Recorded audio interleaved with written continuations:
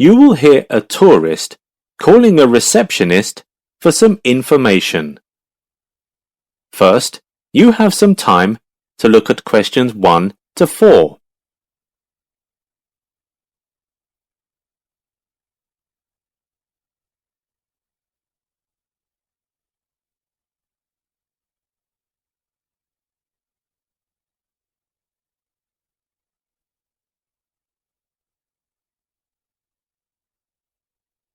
Listen carefully and answer questions 1 to 4.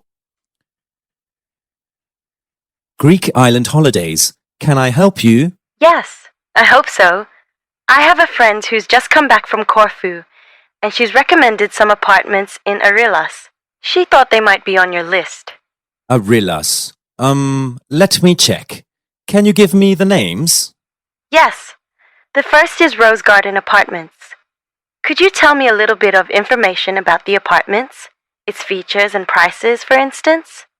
Well, at Rose Garden they have a huge parking lot and it is free parking.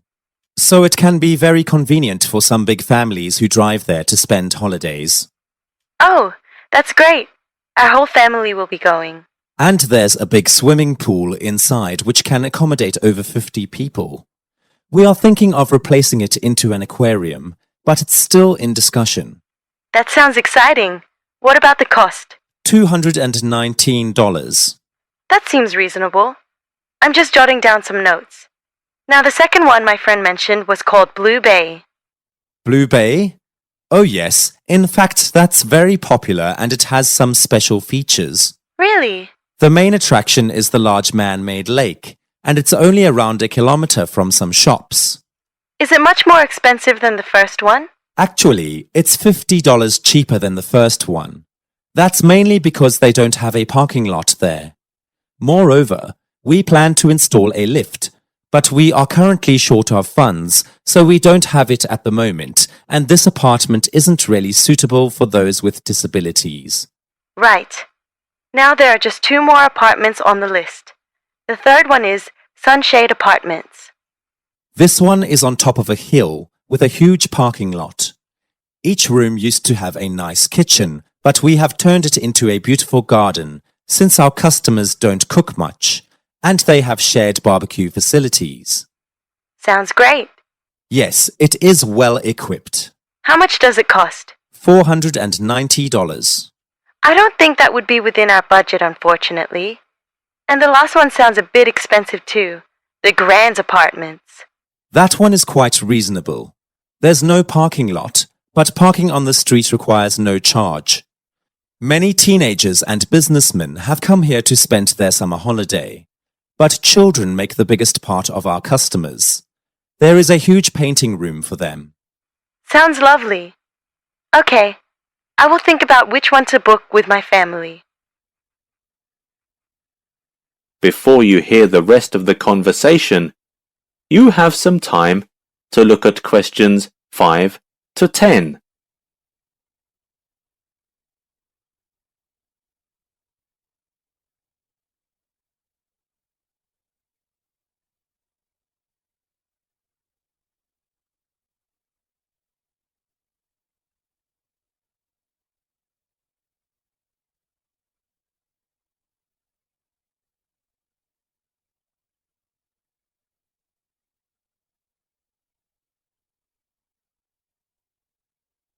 Now listen and answer questions 5 to 10.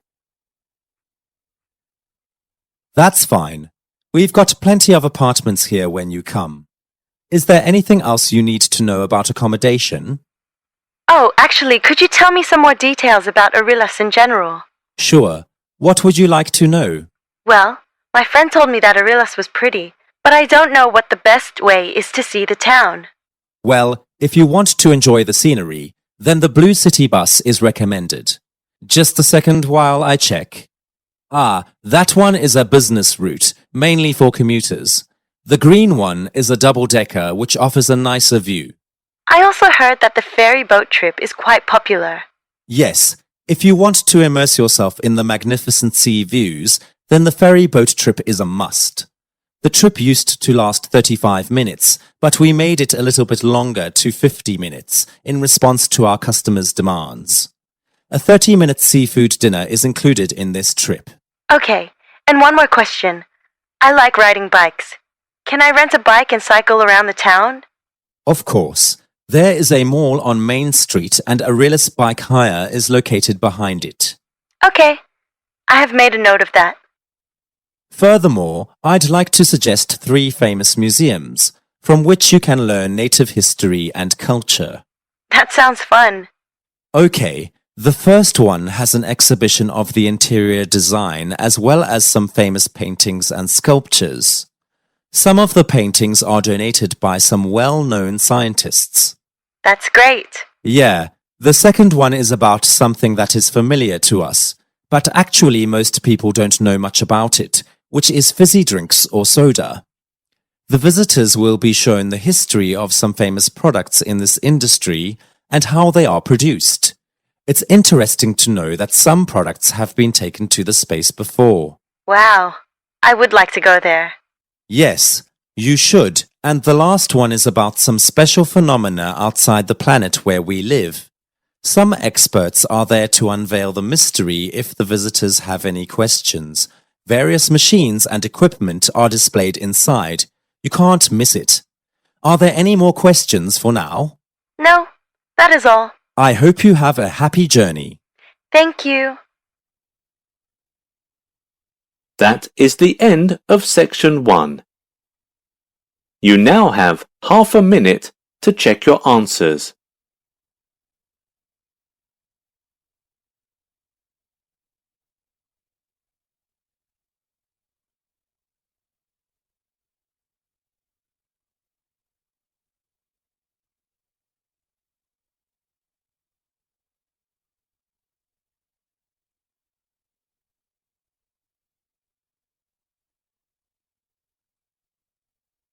You will hear a man introducing a skiing resort to a group of listeners. First, you have some time to look at questions 11 to 16.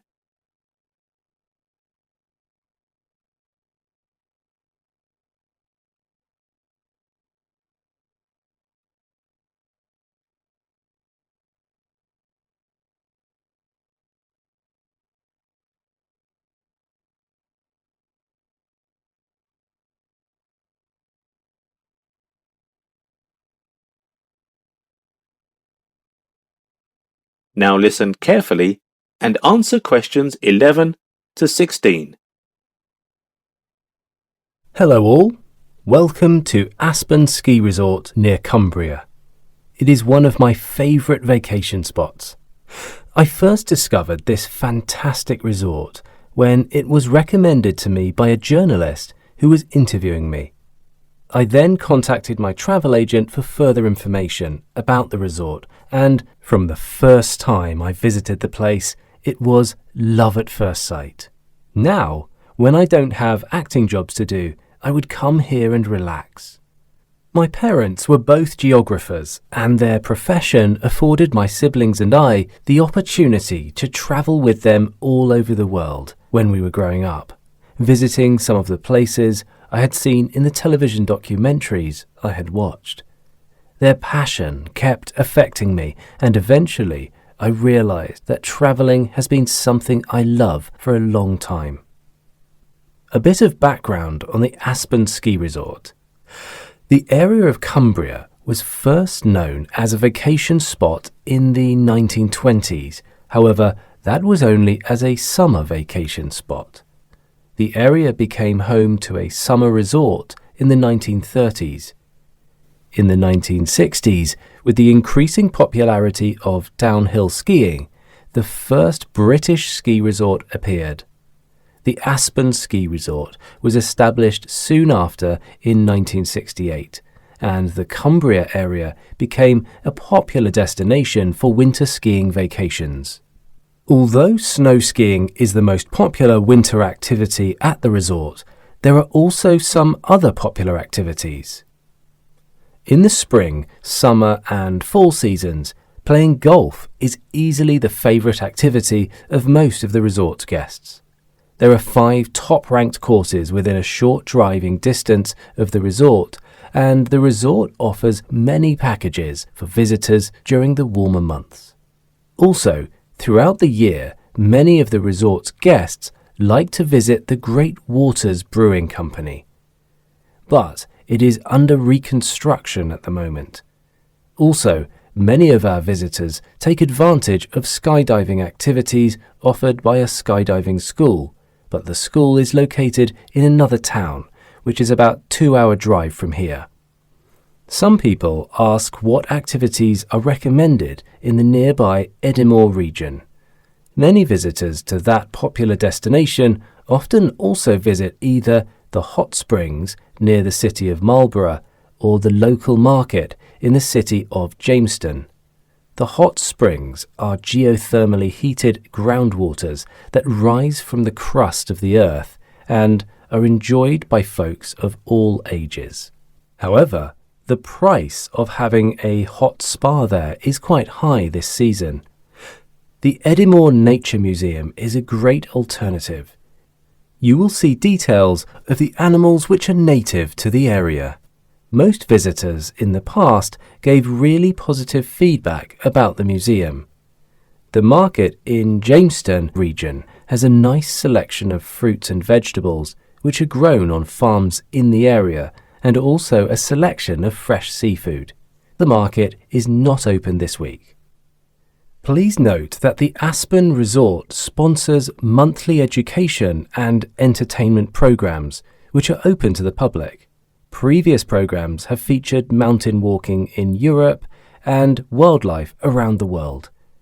The upcoming entertainment program, which will take place at 7 p.m. May the 18th in the resort's conference centre, will be about the landscape of the United Kingdom. These events are free to those attending, but seats are available on a first-come, first-served basis. Before you hear the rest of the talk, you have some time to look at questions 17 to 20.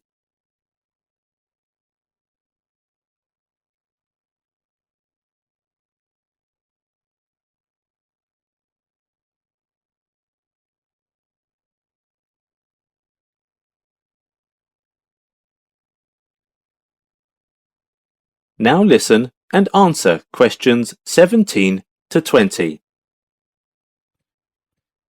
Finally, let me outline what some of the Cumbria area's other skiing locations are popular for. Lakeside is the oldest of the area resorts. Its popularity barely decreases over the years, and it was recently renovated. A newly built ski school there has attracted some attention, and it will be open to the public within a couple of months. Petersburg is well known as a training site for skiing teams. It's the home training base for Olympic champion Billy Randolph. Winterton is a resort that is well known as a place for inexperienced skiers. It has many different bunny hills for new learners, and it doesn't require any good equipment. Al Slops is a resort that will provide you with some special service. They have a certified staff that will care for your kids while you are on the slopes. For people who want to enjoy the beauty of nature, as well as having some exciting activities, these places are... That's the end of section 2. You now have half a minute to check your answers.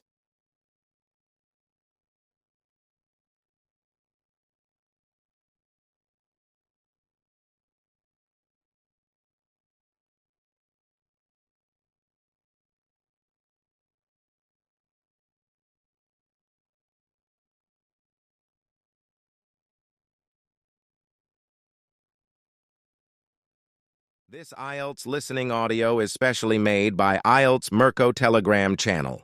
If you want more, join my Section Telegram 3. channel, IELTS You will Mirko. hear 2 students called Helen and Paul talking to their tutor about a nursing course. First, you have some time to look at questions 21 to 24.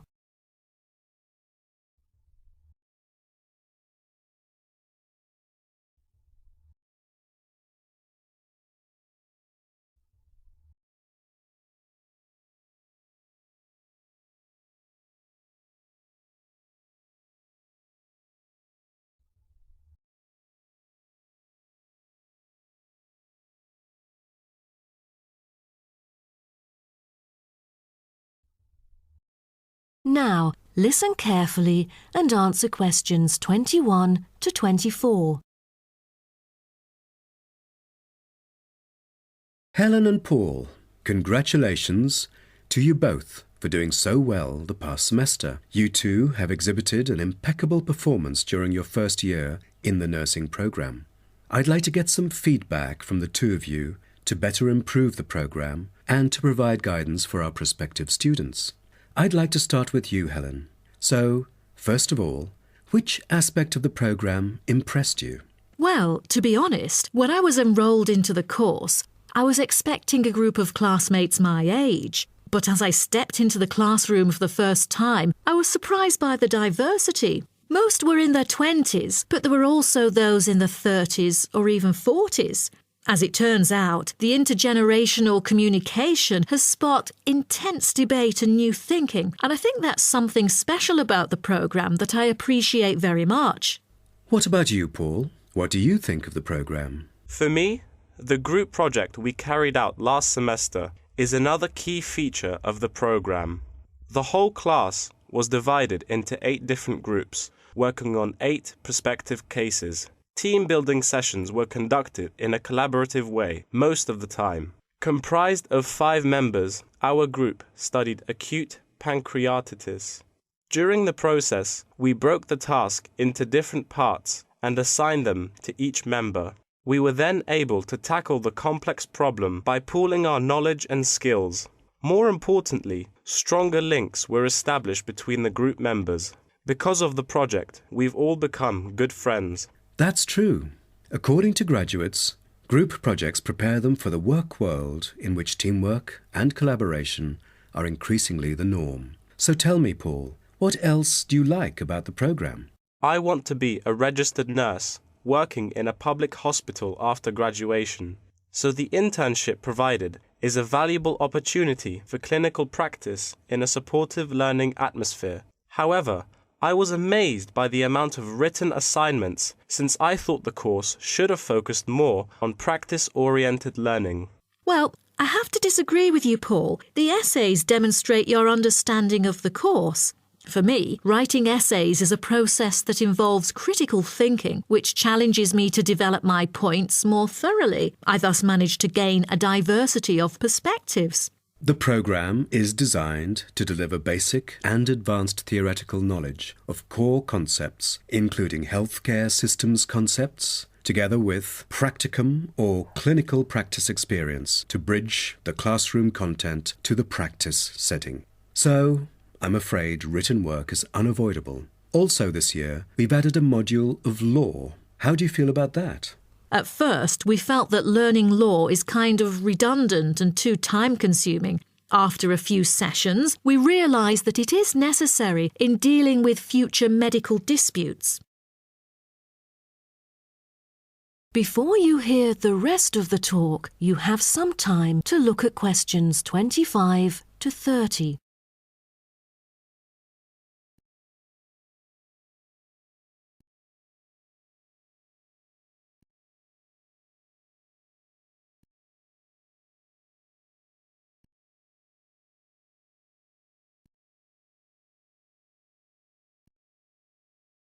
Now, listen and answer questions 25 to 30. Do you have any suggestions for prospective students? What bothers me most is handing in essays on time. I almost missed the deadline once because there were 3 essays due within the same week, so rationalizing your time is critical. Well, that's true. The lectures deliver so much useful information. I have poor memory, so I kept making notes and revisiting them on a regular basis. To my surprise, at the end of the semester, I have learnt the key concepts by heart. How was the research? I heard that it was quite challenging. How did you manage to overcome the difficulties? That's true. The majority of us had no clue how to carry out the research at first. Fortunately, when I was digging up reference materials at the library, I sought help from the librarian. She taught me about finding the appropriate resources and choosing the proper research methods. Have you checked out the online forum? Yes, it has become a habit for me to visit the forum regularly. In a sense, it extends classroom learning. It is where the students post academic problems that they come across and get support from the faculty members. Some of my classmates didn't do so well during the placement tests. I feel that background reading is necessary. Lastly, do you have anything to say to the freshmen? I was really ambitious at first, trying to get straight A's on my transcript. I made tons of notes and worked hard even on the optional assignments to get extra credit. I stressed myself out before having an emotional breakdown. After consulting my advisor, I found it important to set realistic goals. Don't push yourself too hard. It is wise to sort out your priorities. Thank you for coming here today and providing valuable feedback on the program. Have a great summer break. That is the end of section 3. You now have half a minute to check your answers.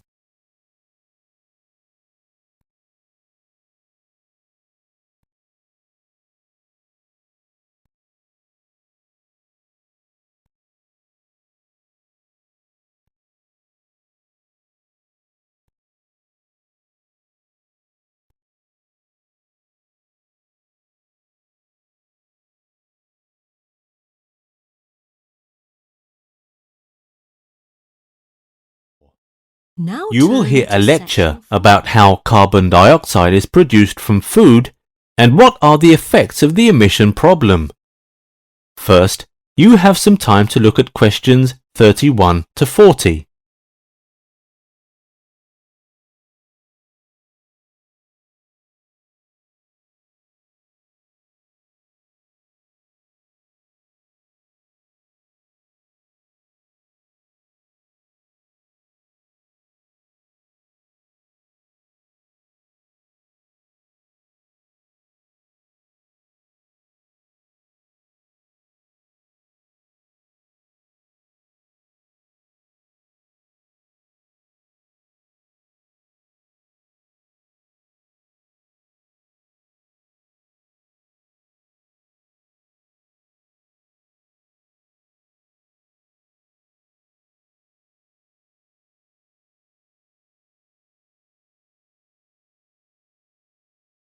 Now listen carefully and answer questions 31 to 40. Good afternoon, thanks for coming to today's lecture. In the last few decades, the environmental impact of food production and consumption has become one of the greatest concerns. When we look at what we eat and how we produce the food, we can find extensive evidence for how we damage our environment. Greenhouse gas emissions may come from livestock such as cows, agricultural soils, and rice production. According to statistics, the carbon dioxide emissions from the production of the food people consume every day are almost the same as the emissions we make when we are driving. Let's look at some more specific examples. The cultivation and processing of 100 grams of coffee beans are responsible for 140 grams of carbon dioxide. Now, some international organizations are training farmers in many countries to use sustainable agricultural methods as a way of reducing their carbon dioxide emissions. All agricultural practices have been found to have a variety of effects on the environment. Some of the environmental effects are associated with meat production. The popular red meat requires 28 times more land to produce than chicken, 11 times more water, and results in 5 times more climate warming emissions. According to another research, cooking process also causes greenhouse gas emissions. Scientists now are working on how to best minimize its impact. Another problem that we cannot neglect is the packaging of food products. As packaging takes a lot of energy, water, and other natural resources to produce. So, a lot of natural resources are wasted when we throw the packaging materials away. Furthermore, packaging waste produces a big amount of greenhouse gas. To make things even worse, the food we eat often comes from places far away. Therefore, the transportation of our food across long distances contributes to air and water pollution. In recent decades, with the growing number of population, more food is in demand, so more land has been used to produce food. Hundreds and even thousands of forests have been cut down. It had a devastating effect on the climate because forests can absorb greenhouse gases.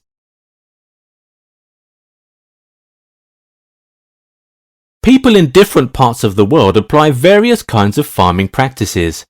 In most countries, cows and other livestock are kept on the farms, while in some countries they are kept in a restricted area on a mountain, but they all contribute to the carbon dioxide emissions.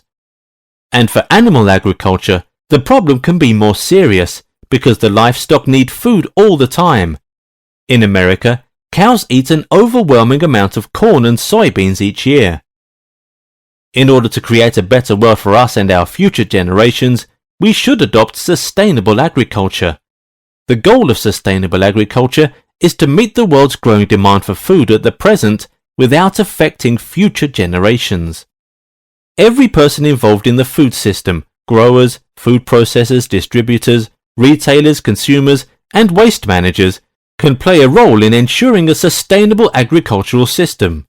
There are many practices commonly used by people working in sustainable agriculture and sustainable food systems.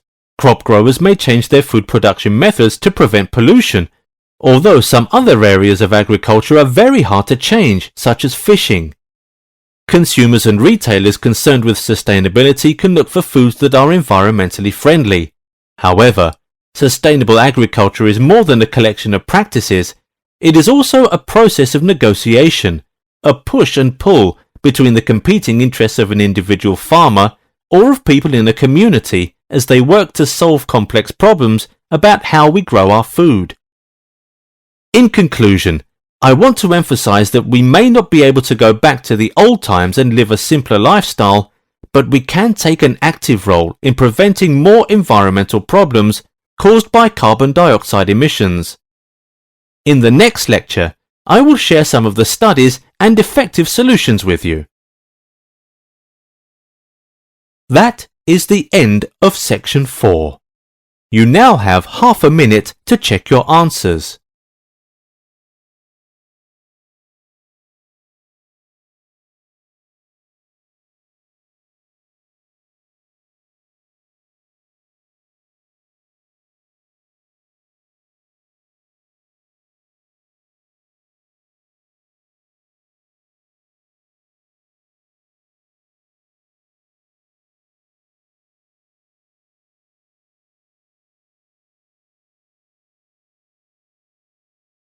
That is the end of the listening test. In the IELTS test, you would now have 10 minutes to transfer your answers to your answer sheet.